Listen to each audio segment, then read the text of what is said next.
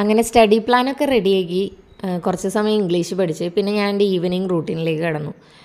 Evening ഞാൻ first തന്നെ കുറച്ച് ചായയായിട്ട് മാഷ ആൻഡ് ദ ബിയർ കാണാനിരുന്നു. അതിലെ ആനിമേഷനൊക്കെ നല്ല രസമാണ്. നമ്മൾ കുട്ടികൾക്കുള്ള പരിപാടിയാണെങ്കിലും നമ്മൾക്ക് ഭയങ്കര ഇൻട്രസ്റ്റിംഗ് ആയിട്ട് തോന്നും കണ്ടിരുന്നു കഴിഞ്ഞാൽ. പിന്നെ ലാംഗ്വേജും ഇമ്പ്രൂവ് ചെയ്യാം. ഈ മലയാളം മീഡിയം പഠിച്ച് വന്ന ആൾക്കാരുടെ ഒരു മെയിൻ പ്രശ്നമാണല്ലോ ലാംഗ്വേജ് നമ്മൾ സംസാരിക്കാത്തതുകൊണ്ടുള്ള. അപ്പോൾ അത് ഇമ്പ്രൂവ് ചെയ്യാനായിട്ടും നല്ലതാണ്.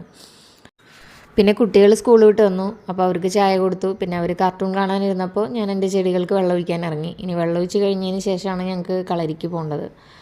അതിവിടെ അടുത്ത് തന്നെയാണ്. അപ്പോൾ ഒരു 6 മണിക്ക് സ്റ്റാർട്ട് ചെയ്യും കളരി. അതിനപ്പോൾ ഒരു 5:45 ഞങ്ങൾ ഇവിടെ നിന്ന് പോവും. അതിന് മുന്നായിട്ട് എനിക്ക് ഫുൾ വെള്ളം ഒഴിച്ച് തീർക്കണം.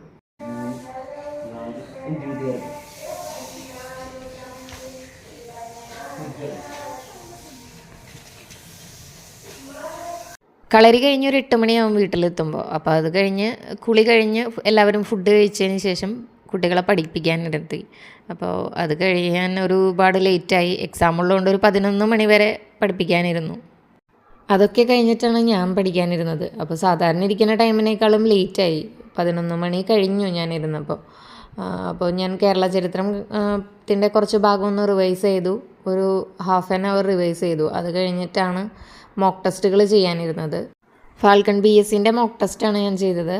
അത് ഡെയിലി ഉണ്ട് ഒരു 10:30-ക്ക്.